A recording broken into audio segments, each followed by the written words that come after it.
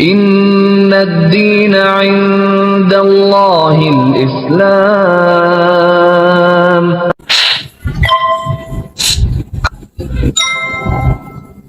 Bismillah. Assalamualaikum warahmatullahi wabarakatuh. Alhamdulillah. Selalu saja sebagai seorang muslim kita memuji dan memuja Allah subhanahu wa ta'ala. Dan penuh keyakinan dalam hati kalau kalimat Alhamdulillah ada kalimat syukur, berterima kasih kepada Allah yang Allah telah janjikan dalam kitabnya Al-Quran. La in syakartum la azidannakum. Kalau kalian bersyukur maka pasti aku akan tambah. Dan kita selalu memang mengisi hidup kita dengan berzikir kepada Allah, bersyukur kepadanya dan juga menyempurnakan ibadah yang merupakan tujuan utama kita diciptakan. Selanjutnya kita panjatkan salam hormat kita kepada utusan Allah Nabi besar Muhammad sallallahu alaihi wa alihi wa sahbihi wasallam sebagaimana Allah telah perintahkan kita untuk mengucapkan salam hormat tersebut. Seperti biasa, saudara dan saudariku, ikhwan dan akhwat rahiman rahimakumullah, di Rabu ketiga kita akan berbicara tentang inspirasi hijrah, dan pada kesempatan ini insyaallah di pembukaannya saya akan memberikan dulu kronologisnya, baru kita kenal lebih jauh dengan tamu kita. Yang pertama, setiap muslim dianjurkan untuk produktif. Islam sangat menolak penganutnya untuk menjadi pengangguran, vakum, malas. Tidak ada dalam Islam itu. Bahkan Nabi alaihi salatu wassalam mengajarkan kita doa untuk berlindung dari sifat malas, berlindung dari pengangguran. Bahkan Umar radhiyallahu anhu juga mengatakan, aku pernah kagum melihat fisik seseorang dengan penampilan yang begitu rapi dan menarik, tapi pada saat aku tanyakan tentang pendapatan dia, pekerjaannya, dikatakan dia pengangguran, maka jatuhlah dia di mataku.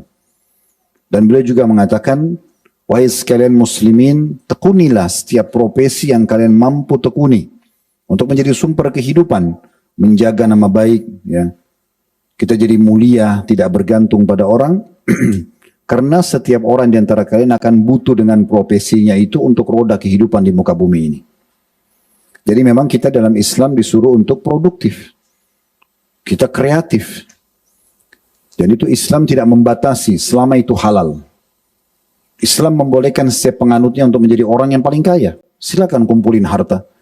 Untuk orang yang paling berprestasi, misalnya kalau kita di zaman sekarang mungkin pendidikan formal, sudah S1 ke S2, S2 ke S3, bisa kejar jadi profesor, kenapa tidak?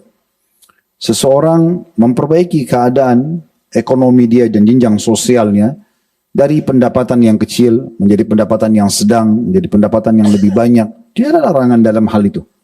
Bahkan dibolehkan dalam Islam. Kemarin di tablik akbar kita serial sahabat, sempat kita sampaikan di bahasan zuhud. Bagaimana Abdullah bin Mubarak rahimahullah, seorang ulama masyhur di kalangan tabi'in. Beliau selain alim, beliau juga sangat kaya raya. Dan waktu ditanya oleh sahabatnya yang bernama Fudail bin Iyad, mohon maaf, rahimahullah, Fudail bin Iyad berkata, Anda telah mengajarkan kepada kami untuk zuhud di dunia. Dan hidup memenuhi kebutuhan, tetapi tidak juga berlebihan. Tapi kami lihat Anda melimpah sekali hartanya. Maka jawaban beliau, karena beliau adalah seorang alim, dan tentu lebih alim daripada Fudail bin Iyad, karena beliau ibarat seorang ulama, memang dari kecil sudah belajar agama, beda dengan Fudail bin Iyad yang tadinya perampok kemudian sadar gitu. Maka beliau mengatakan, wahai ayahnya Ali, sungguhnya saya melakukan semua ini, berprofesi, punya pekerjaan, bisnis yang berkembang, punya harta yang melimpah, untuk memuliakan wajahku, agar tidak mengemis, tidak terhina, memenuhi kebutuhanku. Bahkan dengan ini semua, aku berusaha untuk menunggangi mendapatkan yang terbaik di akhirat sana. Dan ada satu judul ceramah, kalau teman-teman kembali ke playlist YouTube kami, itu judulnya, Katakan Iya Untuk Sukses. Hampir 2 jam kami ceramah menyampaikan tentang bagaimana memang Islam memotivasi para penganutnya untuk menjadi orang yang sukses, berhasil, meraih prestasi yang terbaik. Yang penting berada di koridor 5 huruf, halal, dan menjauhi koridor 5 huruf yang lain, haram. Selama halal, silakan nikmati, silakan kejar. Dan boleh kita tamak terhadap rahmat Allah subhanahu wa ta'ala.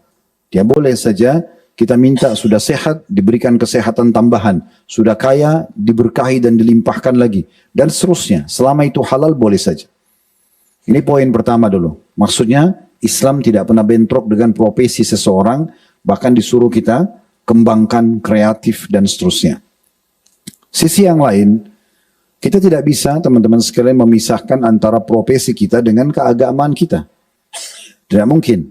Dan dalam Islam digambarkan, bahkan ada hal-hal yang sifatnya mubah, bisa berubah menjadi sunnah, berpahala kalau diniatkan di dalam hati dengan niat tertentu yang akan saya sebutkan sebentar lagi. Contoh misalnya, makan, minum, tidur, mandi, olahraga, semua ini dasarnya mubah. Definisi mubah dalam ilmu fikih adalah dikerjakan tidak berpahala, ditinggalkan tidak berdosa. Kan gitu. Tapi bisa diubah menjadi sunnah yang kalau dikerjakan berpahala, ditinggalkan tidak berdosa. Kapan itu? Kalau kita niatkan untuk memberikan hak jasad kita. Kita mandi bukan hanya sekedar menghilangkan gerah, tapi yang ciptakan kita Allah, yang ciptakan rasa gerah itu Allah, yang memandu kita dengan mandi kita bisa segar adalah Allah. Dan Allah membuat pada saat kita gerah kita nggak nyaman, Allah membuat juga kita pada saat sudah mandi segar, fresh, kita siap untuk aktivitas lagi supaya kita selalu bersih dan mandi. Begitu juga dengan tidur. Kalau kita hanya sekedar tidur menghilangkan lelah, mubah saja. Tapi kalau kita niat memberikan hak jasad, karena yang ciptakan kita Allah, yang membuat kita mengantuk, capek, Allah, yang membuat juga dengan istirahat letih kita hilang, itu adalah Allah. Sehingga setiap kali kita habis istirahat, kita merasa fresh kembali. Berarti kita dianjurkan untuk mengejar yang terbaik ini. Itu juga dengan makan, minum, dan seterusnya. Bukan hanya sekedar menghilangkan lapar dan dahaga, tapi memberikan hak jasad. Nah begitu juga dengan olahraga, yang banyak dilalaikan oleh banyak kaum muslimin. Mereka fikir, nggak penting. Padahal sebenarnya dia sifatnya mubah, tapi bisa menjadi sunnah kalau kita niatkan untuk memberikan hak jasad kita. Apalagi terlalu banyak hadis Nabi SAW yang memotivasi kita untuk memberikan hak jasad. Di antaranya olahraga. Kata Nabi SAW, ajarkan anak kalian ya melempar, memanah ya, kemudian berenang dan menunggangi kuda. Dalam riwayat lain, perintahkan anak kalian melompati kuda itu, naik ke atas kuda sementara kuda itu berlari. Nabi SAW sendiri berlomba kuda dengan para sahabat. Nabi SAW sendiri juga mengajar atau menekan, memotivasi Sa'ad untuk melemparkan anak panahnya di perang Uhud. Dan beliau mengatakan, latihanlah, karena sebaik-baik latihan buat kalian dan permainan buat kalian adalah memanah misalnya. Sebenarnya masuknya adalah di bab olahraganya. Bukan karena kasus memanahnya saja. Tapi apa saja yang tidak melanggar agama, maka itu adalah hal yang sangat baik saja. Nah ini yang poin terakhir yang baru saya jelaskan, sebenarnya berhubungan dengan profesi beliau selaku tamu kita, karena beliau bergelut di salah satu olahraga itu sepak bola. Dan insya Allah untuk lebih jauh seperti biasa, kita berikan kesempatan untuk memperkenalkan dirinya. Lalu kemudian selanjutnya setelah biografi dari beliau, kita akan masuk ke masalah poin-poin yang akan saya tanyakan seperti biasa, termasuk kapan mulai mengenal agama dan hijrah, kemudian kiat-kiat pada saat setelah hijrah untuk bisa istiqomah. Fadhal akhi. Bismillah. Alhamdulillah, salatu wassalamu ala rasulillah. Terima kasih Ustaz atas kesempatannya. Perkenalkan, nama saya Astino Taufik. Profesi saya sekarang sebagai pelatih sepak bola di profesional Ustaz. Di sekarang ini Ana banyak berkutat masih di dunia pembinaan grassroots football. Sehari-hari pekerjaan Ana salah satu yang paling sering Ana lakukan adalah melatih. Selain itu Ana juga memegang salah satu tempat penyewaan untuk orang berolahraga khususnya bermain sepak bola Ustaz. Masya Allah, di Jakarta? Di Jakarta Ustaz, di Cilandak, di daerah Cilandak. Umuran itu berapa sekarang? Sekarang 33 tahun Ustaz. Lahir di? Lahir di Jakarta. Di Jakarta. Ya, orang tua dari Banda Aceh, ibu Manado Ustaz. Oh Masya Allah. Kebetulan beliau hadir semua malam ini. Masya Allah. Masya Allah. Semoga Allah jaga orang tua antum juga hadir ya. Insya Allah. Bisa dipanjangkan umurnya, juga diistiqomahkan dalam berpegang pada agama. Baik, mungkin teman-teman juga bisa lebih jauh mengetahui, lebih jauh lagi tentang masalah profesi. Kalau antum bilang antum jadi pelatih sepak bola, sudah berapa lama kira-kira? Atau apa yang memotivasi antum sampai suka dengan olahraga ini dan hanya sampai jadi pelatih? Pada dasarnya dari kecil memang saya hidup di lingkungan sepak bola Ustaz. Karena kebetulan ayah saya juga pemain bola profesional, pernah tim nasional juga. Jadi pada saat kecil itu memang bola sudah akrab sama keluarga kita, terutama olahraga. Adik-adik saya juga dia berenang, terus ada yang main polo air gitu Ustaz. Jadi di keluarga kami memang sudah hampir mendarah daging dunia olahraga itu. Berjalannya waktu, sepak bola ini saya rasakan bukan menjadi hobi aja Ustaz. Berapa kali kesempatan Ana mendapatkan kesempatan untuk bisa safar, mendapatkan sesuatu dari sepak bola ini gitu. Jadi Ana pikir Ana mau tekun ini secara serius. Karena Ana tidak pernah merasa bekerja Ustaz hari-hari. Jadi Ana rasa main bola aja, tapi menghasilkan. Jadi Ana tekuni, Ana latihan. Kebetulan karena ayah juga mantan pemain bola, Ana kadang suka minta di rumah dilatih sendiri dan lain sebagainya. Sampai akhirnya masuk ke dunia yang bisa dibilang lebih serius lah Ustaz di sepak bola tadi. Jadi pada awalnya memang karir Ana di sepak bola ini menjadi pemain. Hanya saja memang menjadi pemain ada beberapa masalah yang sifatnya bukan di kewenangan kita. Jadi di federasi kita dulu ada masalah yang membuat kita tidak punya liga lagi gitu Ustaz. Diberhentikan liganya. Nah pada hari itu dan pada saat itu Ana bingung karena hidup Ana dari kecil hampir bermain bola. Ketika profesi kita itu ditutup atau tidak ada kegiatan kompetisi, bingung mau ngapain. Maka dari situ mulai geser coba cari relasi dan lain sebagainya. Karena di sepak bola jujur Ustadz berdekatan sama popularitas, berdekatan sama teman-teman yang dari dunia entertainment mungkin. Jadi memang salah satu modal Ana di sepak bola waktu itu kita waktu masih aktif main, jejaring kepada teman-teman. Jadi ketika berhenti atau memang liganya lagi berhenti, coba untuk masuk dan nanya ada main bola di mana gitu. Karena yang pada saat itu bisa bergerak hanya kompetisi lokal aja Ustaz. Antar kampung lah bisa dibilang. Jadi Ana beberapa kali main bersama teman-teman dari dunia entertainment juga. Dari situlah mulai masuk ke ranah bisnis yang di mana Ana sekarang. Berarti bisa dibilang motivasinya dari ayah ini. Karena ayah pemain terus diturunkan ke anak begitu? Bisa jadi iya, bisa jadi enggak juga Ustaz. Ana merasa Ana agak terlambat mulai main bola serius. Di umur berapa? Baru main bola itu SMA serius, masuk piala remaja gitu-gitu. Karena sebelumnya bola itu males main aja, hanya main di rumah gitu. Tapi Ana merasa karena mungkin ada Allah kasih kemudahan bakat gitu, jadi Ana lompatnya itu nggak terlalu jauh, Ustaz. Gampang. Jadi Ana sudah bisa tendang jauh, sudah bisa punya akurasi yang bagus mungkin dari bakat. Tapi untuk dari kecil itu memang nggak pernah serius. Ketika mengetahui bahwa sepak bola ini bisa menghasilkan uang, baru di situ Ana serius. Jadi itu di SMA itu. SMA Ustaz, udah dapat uang saku dan Ya kan sebagian orang tua memang ada seperti saya misalnya. Kalau saya berpikir karena di bidang agama, harapan saya memang anak saya juga bisa menjadi dai misalnya. Apa memang seperti itu ayah posisinya? Maksudnya karena pemain bola dia juga ingin anaknya jadi pemain bola? Ana tidak pernah merasa dipaksakan. Adapun Artinya ada motivasi. Ada motivasi melihat beliau, ada jelas ada. Tapi yang paling memotivasi Ana melihat anak-anak buah beliau. Pada saat itu beliau megang satu tim. Ana melihat pemain-pemain ini punya mobil, punya rumah, punya harta lah gitu Ustaz. Dari situ mulai terpantik dan termotivasi untuk serius di bidang ini Ustaz. Itu di SMA itu? Iya, SMA. Berarti motivasinya karena melihat itu ada income dan melihat juga tadi murid-muridnya ayah akhirnya termotivasi untuk mulai masuk. Ana merasa berapa lama jadi pemain? Kurang lebih hampir 7-8 tahun Ustaz. Dari SMA itu? Dari SMA itu ya. Sampai di 2015 Ana berhenti main bola. Itu masuk ke sekolah khusus bola atau? Ada sekolah bola, ada di SMA kami juga waktu itu ada kompetisi bola lokal di SMA. Itu dulu memang menjadi salah satu takaran pemain ini bagus atau enggak. Klub-klub melihat ke situ gitu Ustaz. Lebih. Oh berarti ada klub-klub yang datang untuk melihat di sekolah-sekolah ini? Jadi di kompetisi lokal itu banyak utusan-utusan dari klub datang melihat. Oh nih fulan bagus. Pada saat itu karena di SMA yang lebih banyak itu masuk adalah scouting dari universitas. Karena di universitas lagi nanti ada liganya. Jadi orang-orang universitas itu dia menawarkan beasiswa kepada kita untuk main di kampusnya supaya bisa bagus. Kita dikasih gratis kuliah. Nah itu Anda dapat kesempatan itu juga kebetulan Ustaz. Berhenti dari pemain menjadi pelatih? Di 2015 setelah liga berhenti tadi karena Ana biasa mungkin udah 5, 6, 7, 8 tahun dapat uang dari bola, dapat income, dapat pemasukan, ternyata berhenti Ustaz. Mulai bingung, mulai galau, ini dapat pendapatan dari mana lagi gitu. Akhirnya mencoba berbisnis sama teman yang tadi lapangan bola itu membangun Ana kebetulan diamanahkan bisa jaga di situ sambil melatih karena dulu punya ilmu bola. coba menerapkan apa yang bisa Anda terapkan ke anak-anak kecil, umur 8, 9, 10 tahun. Nah, dari situ melihat potensinya lumayan besar dan Ana merasa ada passion di situ melatih daripada bermain.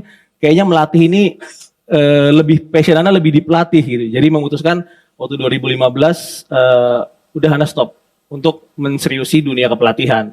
Karena di dunia kepelatihan sendiri ada sekolahnya Ustadz. Jadi nggak bisa asal ngelatih. Kita ada sekolah kayak S1-nya, S2, S3 gitu Ustaz. Oh gitu. Iya, Jadi selesai waktu pindah transisi dari pemain ke pelatih, berarti masuk sekolah dulu. Kebetulan pada saat melatih Allah mudahkan ada salah satu orang lah gitu yang kamu bagus ngelatihnya, saya support aja untuk ke sekolah latihan. Ana masih menolak pada hari itu. Cuma Ana pikir-pikir mungkin di sini passion Ana, di sini Ana harus tekunin. Ya akhirnya ngambil pelan-pelan karena sekolahnya berjenjang Ustadz. Jadi nggak bisa setahun 2 tahun gitu. Misalnya setahun Ana harus ngelatih dulu, nanti naik berikutnya ngelatih lagi baru naik gitu. Jadi nggak bisa langsung ngambil S1, S2, S3 ada tahapannya. Jadi butuh waktu. Selain profesi bola, ada keterampilan lain nggak? Itu paling Ana salah satu menjadi general manager di salah satu perusahaan di bidang bola juga Ustadz. Yang Ana dapatkan mungkin dulu pada saat Ana main bola, Ana tuh memang sekolahnya di sekolah formal biasa Ustadz. Jadi nggak di sekolah atlet. Jadi dari situ Ana merasa punya banyak kenalan, punya banyak insight dari teman-teman yang bukan dari dunia bola. Nah itu Ana coba terapkan untuk menjalankan amanah dari perusahaan ini. Jadi kalau keahlian mungkin bukan keahlian, cuman menjalankan dunia bisnis Ana masuk ke situ juga Ustaz. Bicara masalah agama nih sekarang, di profesi antum ini, bagaimana sebenarnya respon dari teman-teman atau anak-anak bola ini terhadap agama sendiri? Banyak anak-anak bola yang taat, sholat, beribadah. Tapi di satu sisi memang banyak juga anak-anak yang tidak tahu bahwasanya mereka sedang melakukan hal-hal yang terlarang dalam agama Ustaz. Jadi banyaknya teman-teman kami gitu di dunia bola, ya sekedar sholat aja gitu, menggugurkan kewajiban. Dia nggak tahu ada kemudahan kalau kita bertanding jam 3, setengah 4 sore, kalau kita lagi safar ada kemudahan jamaah, ada kalau safar boleh dipotong sholatnya dan lain sebagainya, mereka nggak tahu. Jadi kadang-kadang kita kalau kick off-nya maghrib gitu Ustaz, udah gerabak gerubuk, padahal kita lagi safar. Nah itu alhamdulillah, Ana waktu dari kecil sama orang tua memang kalau sholat udah diseret-seret Ustaz. Walaupun nggak tahu sunnah dan lain sebagainya, cuman memang sholat udah menjadi ini. Dan teman-teman itu kadang bingung lihat kita, kok nggak sholat, nanti baru isya lagi. Tapi kan Ana tidak punya ilmunya, jadi kita jalan masing-masing aja Ustaz. Tapi ketertarikan tentunya sangat berkaitan sepak bola sama agama, karena banyak dari kita berharap berdoa sebelum main, berdoa sebelum bertanding gitu. Kalau kena tackle atau apa, kita juga astagfirullah di lapangan gitu tuh biasa Ustaz. Gitu. Persentase anak-anak muda di Indonesia responnya terhadap bola seperti apa? Sepak bola sendiri kan olahraga nomor 1 di dunia Ustaz. Di mana-mana dimainkan, disenangi lah gitu. Tentunya hampir semua anak kecil di wilayah manapun pasti ingin jadi pemain bola pada umumnya Ustaz. Maka dari itu memang potensinya besar sekali. Sangat-sangat besar ya. Mungkin di Jakarta Selatan aja ada hampir mungkin puluhan bahkan ratusan klub bola anak kecil gitu. Nah, kalau misalnya memang sudah ditekuni seperti itu, kan kita harusnya bisa lihat efeknya. Ya. Efek dalam arti kata mungkin bukan cuma nasional mungkin setiap klub bertanding, tapi kan ada internasional. Betul. Kiprah kita kan di internasional ini masih belum terlihat gitu. Betul. Kira-kira apa sebabnya menurut antum? Tentunya banyak ya Ustaz, dari pembinaan usia muda kita yang nggak rapi gitu. Strukturnya tidak serapi. Jadi kita di bola itu anaknya kalau dicemplungin di bola dia tidak punya jenjang Ustaz. Ya jadi enggak gitu. Bisa cedera parah, bisa nanti dia. Cuman banyak anak-anak bola mendapatkan manfaat dari keterima kerja karena sepak bola, keterima di universitas gratis karena sepak bola. Makanya pada dari orang-orang tua kita kadang mendukung gitu Ustaz. Itu ya udah nanti bola ini bisa menjadi wasilah untuk ke kampus, karena anak sendiri dari SMP dan SMA dapat nilai plus itu dari bola. Jadi memang benar-benar membantu. Walaupun kenyataannya di dunia nggak semua anak-anak bola tadi yang Ustaz sebutkan menjadi pemain profesional. Kembali ke agama lagi tadi. Kalau seandainya orang anak bola tadi misalnya ya, menurut antum mungkin karena mereka ada yang belum paham tentang hukum agama, contoh masalah rukhsah tadi, keringanan boleh jamak qasar pada saat safar. Selain daripada itu, masih ada lagi nggak misalnya hal-hal agama mungkin yang mereka belum paham? Contoh misalnya Ramadan kalau lagi bertanding, puasa tetap berjalan misalnya. ya karena di kita di Indonesia puasa biasanya musim libur Ustaz. Nah, jadi latihan itu paling kalau ada latihan sore, pertandingannya malam setelah sholat tarawih gitu. Itu memang berjalan. Mungkin yang lebih banyak disorotin memang karena sepak bola ini dekat sama dunia entertainment Ustaz, tadi Anda bilang dunia malam mungkin. Banyak teman-teman yang memang menekuni sepak bola ini biasanya terkecoh di situ Ustaz. Dan hukum-hukum tadi yang sering Anda temui ya, kesyirikan-kesyirikan yang nggak mereka ketahui gitu Ustaz. Jadi, berarti sekarang kita coba masuk ke sisi pelanggaran gitu ya. pelanggaran. Kalau masalah hukum agama berarti hanya lebih kepada hukum jamak qasar tadi misalnya. Kalau Ramadan masih bisa menjalankan karena memang mayoritas Indonesia mungkin Muslim, jadi mereka latihannya sore ya. Kalau pelanggaran-pelanggaran agama yang dilakukan, tadi kayak kasus misalnya klub malam misalnya, atau mereka keluar malam, ini memang kan umum sering terjadi dunia entertain itu. Berarti di alam bola juga seperti itu? Iya Ustaz, pastinya. Karena kegiatan kita ini, kerja kita cuma 2 jam, 4 jam lah. Kadang kita latihan pagi 2 jam, kita kosong sampai sore, kita latihan lagi sore 2 jam, setelah itu malam kita kosong. Jadi banyaknya waktu luang ini biasanya kita gunakan memang untuk dunia hiburan gitu Ustaz. Ada yang memang di kamar aja, ada yang keluar ke mall dan lain sebagainya. Nah, banyak pemain-pemain itu kadang terkecoh karena memang bosen di mes gitu. Kita hidup biasanya di mes Ustaz, di satu tempat gitu. Ya kita mencari hiburan kemana-kemana gitu. Tadi kayak antum singgung masalah kesyirikan. Seperti apa misalnya pelanggaran kesyirikan? Yang paling mungkin kalau perdukunan atau syirik, jimat, teman-teman udah pada tahu sih banyak Ustaz. Yang memang nggak tahu itu seperti kayak kalau pakai sepatu ini nggak golin nih. Gitu. Jadi harus pakai sepatu yang lain. Nah ini banyak ditemukan. Maksudnya merek tertentu? Iya merek tertentu, model tertentu. Ada yang sepatunya udah jelek, kenapa masih dipakai? Karena dia merasa kalau nggak pakai sepatu jeleknya dia ini masalah buat dia di lapangan. Dan akhirnya bener masalah. Jadi doktrin-doktrin itu mereka yang tanam sendiri, mereka yang lakukan sendiri gitu. Artinya dengan pakai merek tertentu sepatu berarti pasti cetak gol. Ya mungkin dia punya sejarah di sepatu tadi, pernah cetak 3-4 gol. Terus lagi sekali waktu dia nggak pakai, dia nggak cetak, memang kebenaran lagi nggak cetak, akhirnya masuk. Nah ini kan ada rinciannya nih. Kalau misalnya seseorang pakai sepatu tuh dan karena dia merasa lebih nyaman pada saat nendang dan dia yakin dengan itu bisa gol, itu tidak ada pelanggaran agama. Tapi kalau dia yakin bahwasanya tidak mungkin cetak gol kecuali dengan merek ini, gitu kan? Itu mungkin yang perlu dibahas. Memang, ada yang lain kira-kira seperti apa? Terus kayak mungkin dibalutnya dengan ada keyakinan nggak misalnya tentang hari sial, waktu sial, ada keyakinan begitu nggak? Ada Ustaz, ada. Hari sial yang paling ini nomor Ustaz, nomor punggung sial itu ada banget gitu. Jadi tentunya berarti kalau pakai nomor tertentu gagal main gitu. Iya, ya menghindari nomor tersebut lah gitu. Terus ada yang memang bajunya nggak mau dicuci dulu sebelum main gitu. Karena baru.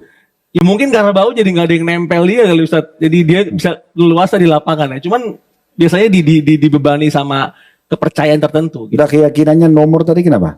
Ya sial Ustaz. Kalau pakai nomor tertentu sial. Akan seperti apa misalnya efek sialnya? Nendang bola kena tiang terus, out terus, salah oper gitu. Karena nomor sial itu? Iya. Nomor berapa biar teman-teman tahu? Yang udah ma'ruf sih biasanya nomor 13 gitu Ustaz. Ya, itu udah ma'ruf. Cuma nomor 13 saja? Saya rasa itu ya. Padahal itu angka witir loh. Allah itu suka witir, suka ganjil. Ganjil, bener. Sholat malam pun ada yang sampai 13 rakaat. Iya. Ya, ada yang menganggap juga ini angka keberuntungan gitu. Jadi memang beda-beda Ustaz. Tapi diyakini memang. Kalau ada pemain-pemain yang masuk klub baru, nomornya udah terpakai. Dia akan memperjuangkan sebagaimana mungkin nomor itu nomor saya. Saya akan bayar ke pemain yang udah punya ini nggak ada masalah gitu. Untuk supaya pakai nomor itu? Supaya nomor itu. Jadi nanti mujur gitu. Ya nanti dia kalau merasa dia nggak pakai nomor itu mainnya nggak sek gitu. Ya, Anda nggak tahu mungkin termasuk kasus sepatu tadi bisa jadi memang nomor itu membuat dia percaya diri. Anda nggak tahu hukumnya seperti apa. Cuman Anda melihat itu kalau Anda dari dulu memang santai aja. Ada nomornya pakai nggak ada ya kita cari yang lain gitu. Tapi antum pernah punya keyakinan nggak 13 sial? Anda nggak, alhamdulillah Ustaz. Enggak. Alhamdulillah nggak. Alhamdulillah. Ada yang lain selain nomor, selain sepatu? Iya, mungkin ya waktu misalnya bertanding di waktu tertentu. Kalau waktu bertanding atau pas lihat burung gagak lagi terbang misalnya. Atau di Indonesia betul biasa dengar toke. Biasanya kalau waktu nggak bisa kita atur ya, karena kita pemain ngikut pertandingan panitia yang bikin gitu kan, kapan. Tapi hanya saja mungkin biasanya kalau kita nggak masuk ruang ganti. Jadi kalau datang ke stadion tertentu, jangan masuk ruang gantinya, nanti kita kalah, sial gitu. Jadi kita langsung naik bus, masuk ke lapangannya, turun di lapangan, main di situ gitu. Jadi keyakinan kalian seperti itu. Terus minum-minum air yang dicelupkan doa dan lain sebagainya, seperti itu. Untuk siapa? Untuk Ya. apa? Untuk apa ini? Supaya tendangannya kuat gitu. Ya menang, gitu menang. Tapi menang benar nggak? Enggak juga Ustaz. Karena sepak bola sebenarnya ilmiah Ustaz. Kalau mau menang kerja keras latihan. Ya kan sportif, ya olahraga. Iya, gitu. olahraga. Tapi sering kali dibumbuin di tempat kita ya. Apalagi yang mistik-mistik yang biasanya ada? Ya pawang hujan juga termasuk gitu. Tapi kalau pawang hujan mungkin di luar kita pemain ya. Kalau kita pemain biasanya itu yang berbau mistis ya nomor punggung, tadi sepatu. Kadang Kalau ada yang jimat pakai jimat, ya ada terjadi. Tapi rata-rata teman-teman itu tahu Ustaz.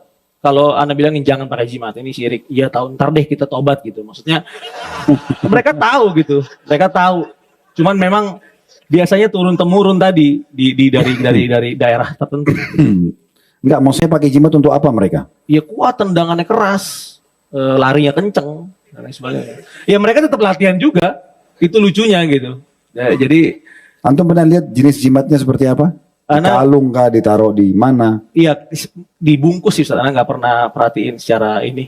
Tapi ada pemain-pemain tertentu kalau itu hilang kayak wah panik gitu. Mana ini punya saya? Mungkin ketaruh di tempat bola apa-apa. Jadi ya mempengaruhi mainnya, mempengaruhi. Dan yang paling kalau yang nyata Ustaz mungkin suap menyuap ya, pengaturan pertandingan dan lain sebagainya itu Ustaz. Ya itu bab sogokan. Ya ya. Itu untuk apa? Untuk supaya dimenangkan. Ya tergantung. Ada yang memang timnya itu supaya timnya kalah gitu. Ada yang timnya supaya mau menang dia harus bayar wasit pihak ketiga gitu. Misalnya untuk ngebela dia gitu. Itu sudah nggak sportif lagi ya. Jelas nggak sportif. Ya. Jelas. Tapi pada saat dia bayar misalnya, memang benar dimenangkan atau tergantung negosiasi lagi wasit sama pihak lain? Biasanya gini Ustaz. Yang lucunya lagi kalau kita memang bayar gitu.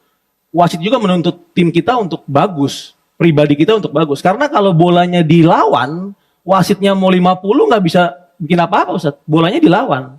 Kalau bolanya di kita, tim kita bagus, dia tabrak senggol sedikit yang nggak pelanggaran di kotak penalti bisa dia tiup kan gitu. Tapi tetap ujung-ujungnya ilmiah, harus latihan, harus jadi pemain bagus, harus punya tim bagus. Tapi gitu kadang-kadang ketidaksportifan itu supaya memudahkan atau untuk memastikan kemenangan aja gitu. Yang lain lagi, minta-minta kuburan kah, di kuburan gitu. Iya, Ada pemain bola gitu, atau pergi ke dukun, bersemedi di atas gunung, gua gitu. ada aja Ustaz. Anda belum pernah melihat sih jujur aja kalau ke bersemedi dan cuman dengar ke kuping cerita si Fulan lagi nggak ada di mes kemana nih, lagi ke sana betapa gitu dengar. Cuman kita ya dari dulu ketawa-ketawa aja gitu. Toh juga dia datang ke sini nggak makin jago juga ya dia yang sama gitu Ustaz. Gitu. Lucunya itu. Apalagi kira-kira pelanggaran-pelanggaran yang ada kalau Mungkin secara agama. Ya kalau secara agama mungkin maksiat-maksiat di luar lapangan Ustaz ya. Tadi Anda bilang kembali Itu lagi. individual. Iya individual karena memang kita di dunia bola sangat dekat Ustaz dengan. Kalau orang pakai jasa dukun, dukunnya pergi mantra-mantrain lapangan mau dipakai tanding gitu ada nggak? Ada Ustaz. Ada. Ya nanti gawangnya harus diapain dulu gitu supaya ada handuk Ditiup gantung. gitu. Ya gitu-gitu Ustaz. Dikencingin nggak? Kayaknya nggak sampai Ustaz. Sekarang kalau yang pakai jasa-jasa dukun begitu, dia bener nggak masuk bola di gawangnya atau? Subhanallah kadang memang terjadi gitu. Tapi memang permainan sepak bola ini kan nggak setiap bola masuk Ustaz. Ada tiangnya, ada di tepi skipper dan lain sebagainya. Tapi itu dia ditunggangin Ustaz jadinya. Ya memang permainan sepak bola tuh kita saling menyerang kan, saling bertahan juga. Jadi terjadi. Jadi kalau dibilang ini pakai nih, terus tahu kena tiang langsung tuh gara-gara pakai kena tiang kan gitu. Padahal memang kena tiang, nanti giliran gol, wah ini kurang nih gitu. Tambah lagi nih. Gitu. Oke, antum saat mulai masuk dari pemain terus jadi pelatih, kapan ini transisi antum mulai kayak lebih cenderung kepada agama? Memang dari awal atau memang ada waktu di mana antum sudah mulai kenal pengajian, kenal komunitas? Ya. Subhanallah di waktu-waktu galau itu pada saat liga berhenti Itu tahun berapa? 2015 2016 hampir ya 2000 berjalan 2016 ke 2017 Ana sering karena sering main bola tarakam gitu di rumah temen jadi sering nginep di sana ada sahabat Ana satu Subhanallah pada satu hari karena kegalauan kita tidak punya pendapatan yang memang kita punya setiap Yang bulan. tadinya sudah punya Iya. income terus berhenti. Jadi kayak linglung gitu Ustaz. Nah di saat itu teman Ana sahabat waktu itu di rumahnya, ini coba dengerin nih ceramah gitu. Ya pada kesempatan ini Ana juga mengucapkan jazakallahu khair kepada Ustaz Khalid secara pribadi. Memang yang Ana lihat pertama itu memang video Ustaz Khalid potongan-potongan ceramah di 2017 yang membuat Ana ternyata Ini bukan janjian loh ya. yang membuat Anda sadar, wih ternyata ada gitu penyampaian yang kena di Ana gitu. Jadi teman Ana ngasih Ana lihat 1-2 menit, satu lagi 2-3 menit. Dulu kan nggak full kajiannya potongan-potongan aja. Terus sekali Berhubungan dengan masalah kegalauan antum itu.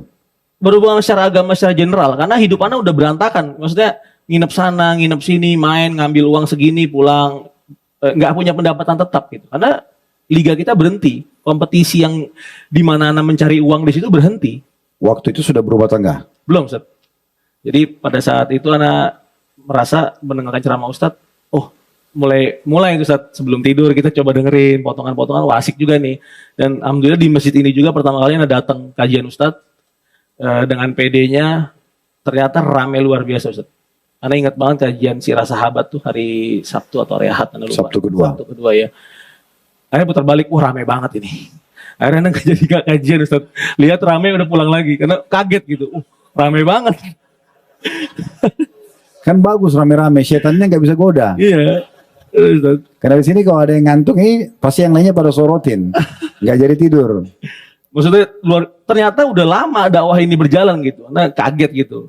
Terus akhirnya coba cari waktu ngelihat, coba cari tahu jatuh Ustadz di mana. Seperti yang Anda bilang, Anda berapa kali ketemu bersinggung sama Ustadz, mungkin Ustadz lupa gitu kan. Enggak, memang pernah di parkiran, Anda ingat kajian Ustadz di parkiran mall, di parkiran kantor gitu. Datang coba melihat apa yang ada di Ya, emang anak nggak ingat terus terang. Iya.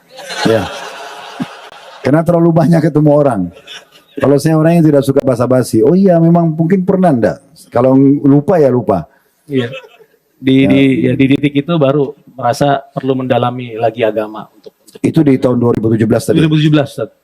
Terus Dan mulai hadir di kajian-kajian. mulai hadir pelan-pelan kajian Ustadz di mana coba hadir, dan rintangan anak pertama alhamdulillah anak dari dulu tidak cenderung sama minuman keras, narkotika dan lain sebagainya. Hanya saja ketika anak mengaji itu tahu hukum agama, anak merasa anak harus secepat mungkin menikah Ustadz. Karena ini yang nggak bisa anak tunda-tunda nih seperti Itu yang banyak ditunda sama bujang-bujang. Ikut taklim terus cuma minta didoain terus sama anak. Ustaz tolong doain gitu. Ada yang sudah dari sekian tahun yang lalu tuh. Minta doa terus. Jadi antum langsung termotivasi mau nikah setelah dengar pertama ceramah. kali anda dengar menikah anak pikir ini harus gitu.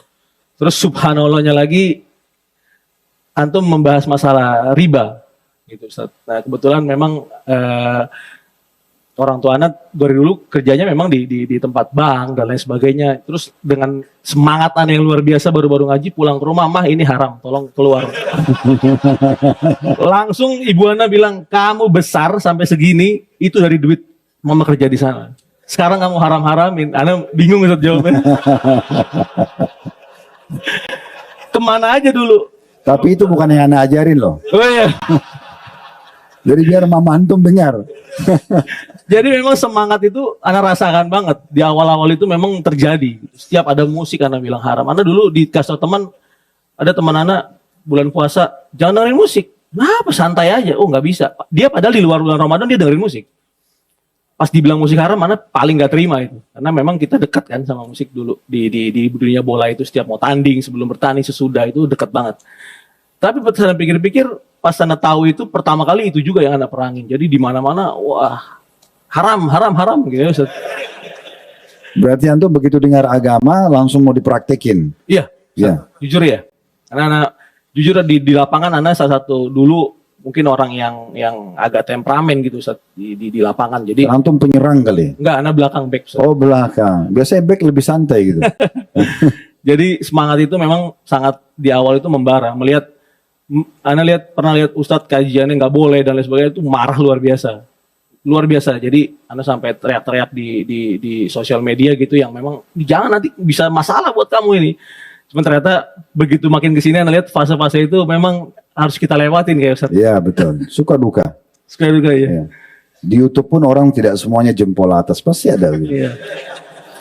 Makanya Jadi kalau kita berharap semuanya orang menerima kita tuh, itu kayaknya mimpi. iya. Tapi insya Allah yang Allah bukain hatinya pasti bisa menerima.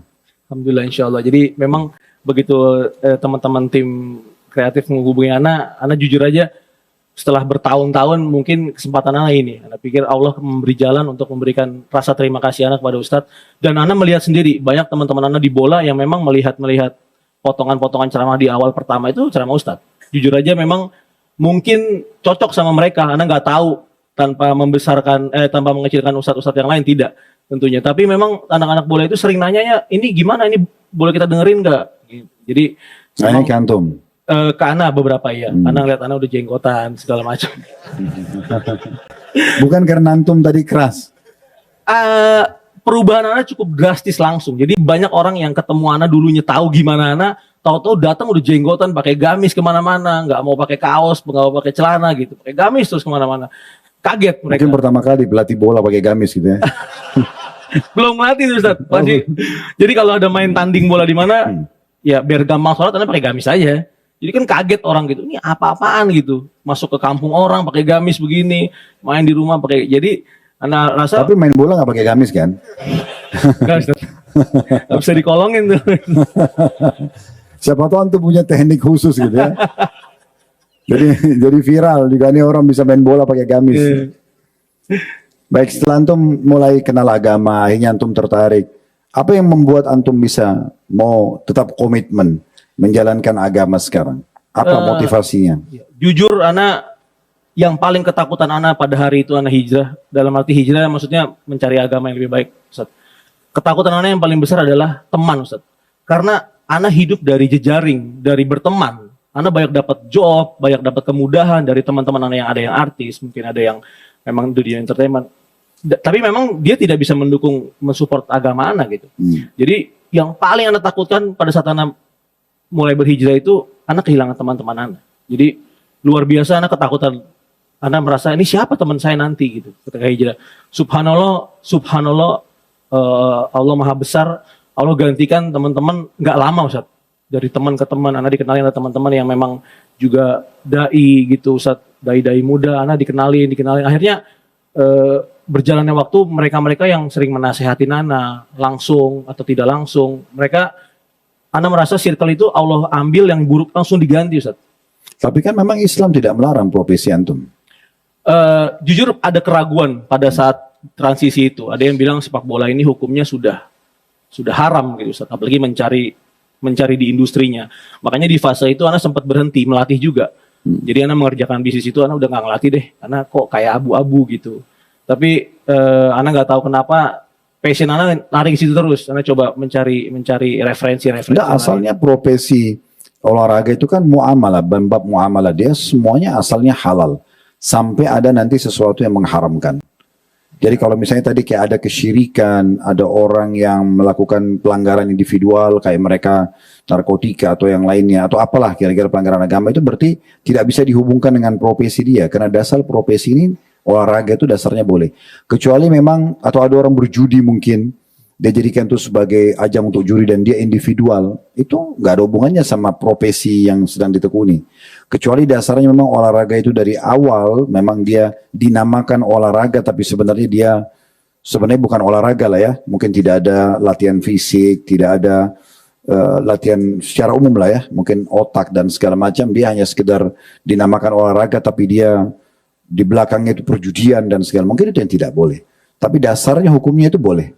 Itu yang memang membuat anak setelah ya agak sedikit yakin terjun di dunia grassroots itu, anak punya kuasa Ustaz di situ. Anak bisa menentukan anak-anak ini, kamu nggak usah latihan sama saya kalau kamu belum sholat. Kamu kalau mau latihan, saya maunya kamu tutup aurat. Itu saya bisa punya keluasan itu kalau ngelatih. Oh berarti sekarang di profesi antum sebagai pelatih, antum terapkan agama itu kepada anak-anak binaannya. Iya. Karena mereka kalau jadi pemain dulu anak ikut arusnya Ustaz. Anak ikut pelatih bilang Anda harus ikut. Potong jenggot misalnya dulu gitu. Ya mau nggak mau gitu harus Anda lakukan. Tapi alhamdulillah Anda tidak pernah ada di fase itu. Begitu melatih Anda punya kuasanya. Gitu. Anda bilang ada banyak anak-anak ini yang umur 15-16 tahun yang udah di mana udah balik Ustaz, koreksi kalau nggak salah. mereka takutnya sama pelatihnya. Jadi datang itu gerabak-gerubuk, gak sholat asar. Udah sholat belum? Belum. Kenapa? Takut terlambat lu. Takut terlambat sama saya. Kamu gimana sama Tuhanmu? Mungkin pelatih yang sebelumnya barangkali. Mungkin mungkin pelatih sebelumnya memberikan konsekuensi, nggak boleh telat misalnya. Kalaupun datang on time, maka belum sholat atau sudah sholat nggak penting. Yang penting dia latihan. Jadi makanya mungkin dia bawa tradisi itu ke kondisi antum sekarang. Ya syukurlah kalau memang antum bisa ingatkan supaya mereka sholat. Apa aja lagi yang antum ingatkan, misalnya anak binaannya selain sholat, tadi selain tutup aurat. Rukso tadi, mereka kaget juga gitu ada rukso itu. Ana sering masalah jamak qasar sholat. Iya, jamak qasar sholat. Kalau musafir. Kalau musafir ya, karena kita sering berpergian kan kalau main bola berkompetisi di luar daerah. Jadi itu yang terapan. Kadang-kadang mereka udah masuk waktu zuhur udah ketakutan nih, gitu. Wah belum sholat. Padahal nanti di hotel nyampe asar bisa, gitu. Nah itu yang coba Ana melihat ada peluang di situ, karena jujur aja melihat ya seperti Ustadz dan dai-dai lain, kita merasa kalau bahasa agamanya giptoh mungkin Ustadz ya. Ana juga butuh kan apa yang antum lakukan berdakwah, dan cuma kan Ana nggak punya ilmu agama yang bisa Ana kasih. Jadi apa yang bisa Ana kasih dari profesi Ana coba kasih. Kalau dia bisa sholat dan bisa wudhu dengan baik dan benar karena Ana suruh, mungkin. Itu bagian dari dakwah. Mungkin ya Ustadz. Itu bagian dari dakwah. Karena Ana butuh pahalanya gitu. Jadi memang level seorang dai sama level seorang alim itu memang berbeda. Kalau level seorang dai, siapa saja bisa menjadi dai. Asal yang dia dakwakan apa yang sudah dia kuasai. Misalnya antum sudah sholat 5 waktu, antum sudah tahu dalilnya tentang sholat di awal waktu, sholat berjamaah di masjid, kemudian antum menyampaikan kepada orang. Itu termasuk orang yang sudah menjadi dai di bagian itu. Sehingga yang antum dakwakan itu sudah. Kalau seorang alim memang dia menekuni semua bidang agama dan menguasainya, sehingga dia memang selalu dijadikan rujukan dalam semua bidang ya. Maka sudah cukup, itu bagian daripada dakwah. Makanya kata Nabi SAW, balighu anni walau ayat, sampaikan dariku walaupun satu ayat. Jadi artinya apa yang kamu kuasai sampaikan saja. Ya, jadi yang secara general memang Anda sampaikan, sholat, wudhu, tutup aurat gitu, itu memang. Cuman kalau ilmu-ilmu agama yang memang, ya Nabi kalau kesyirikan memang jangan, ini nggak boleh, gampang Anda ngomongnya. Cuman memang yang spesifik, bahkan ada beberapa orang tuanya datang ke Anda. Makasih coach, anak saya sekarang sholat gara-gara takut sama coach. Takut nggak dipasang gitu. Saya bilang ya mungkin ini awalnya Ustaz ya. Anda memang menyebarkan ketakutan dulu. Kalau nggak sholat nggak boleh ikut latihan. Akhirnya mereka pelan-pelan mungkin merasa ini bukan karena takut gitu. Ini. Bagaimana kalau seandainya pertandingan terjadi tapi bukan di luar kota, dalam kota dan pas waktu sholat? Alhamdulillahnya Ana belum di kompetisi Ana ini kalau pagi kalau Gresol itu mainnya pagi Ustaz. Sabtu Ahad pagi jam 8. Oh, jadi waktu duha. Iya, waktu duha. Jadi terhindar dari itu. Kalau mungkin di dunia profesional liga top level mungkin nanti lain lagi Ustaz ininya. Cara dakwahnya. Karena kalau anak-anak Anda bilang kamu nyebur kali semua Ustaz. Nggak ada yang nolak. Kalau senior Anda nggak bisa gitu.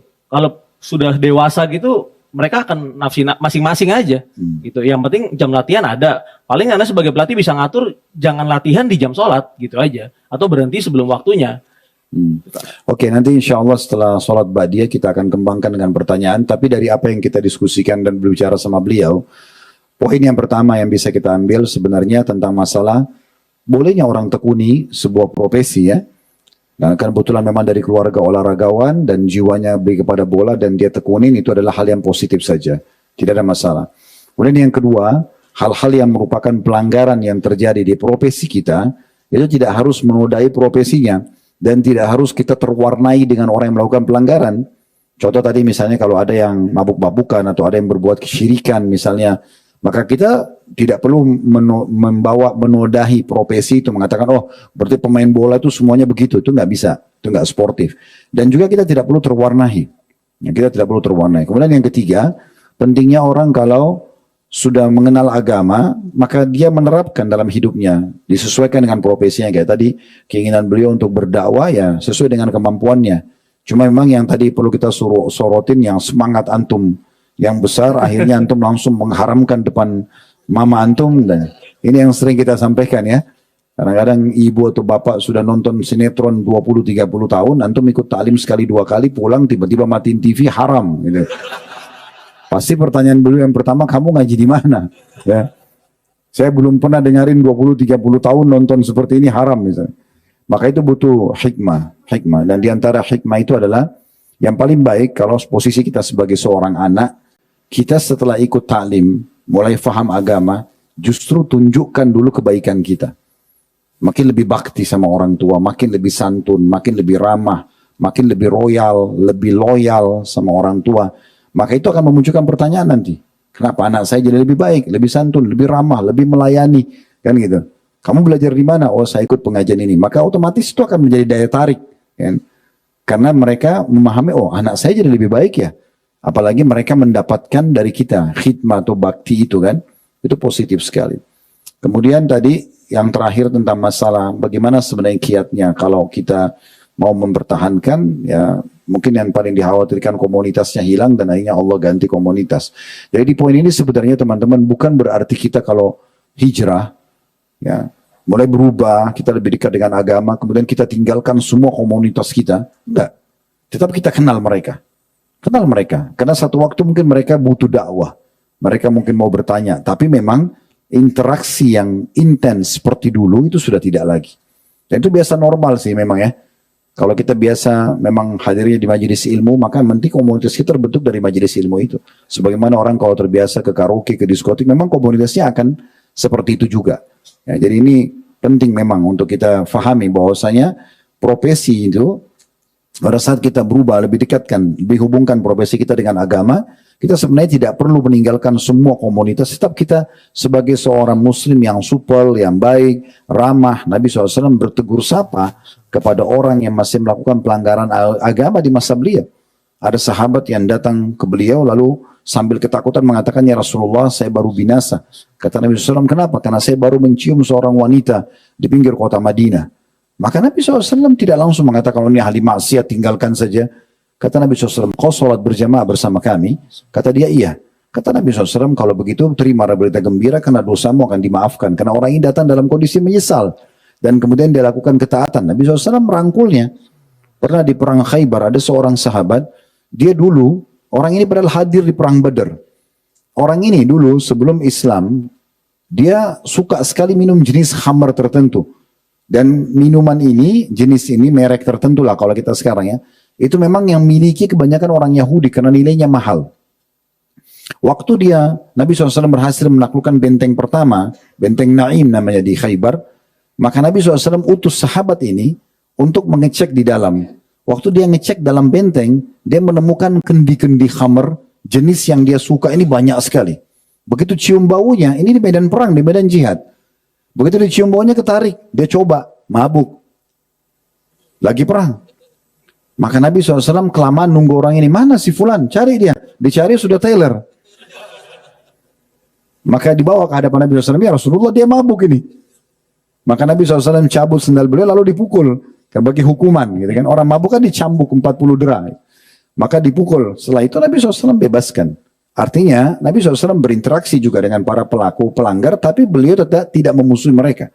Kita tetap mengenal mereka. Tetapi memang kedekatan Nabi SAW yang duduk sama beliau setiap hari, interaksi sama beliau adalah orang-orang yang sangat dekat dengan Allah Subhanahu Wa Taala. Maka itu yang menjadi orang-orang dalam majelis beliau. Baik, jazakallah khair. Kita nanti akan kembangkan dengan pertanyaan setelah sholat ba'diyah. Begitu teman-teman sekalian, subhanakallahumma bihamdika, asyhadu an la ilaha illa anta astaghfiruka wa atubu ilaik. Wassalamualaikum warahmatullahi wabarakatuh.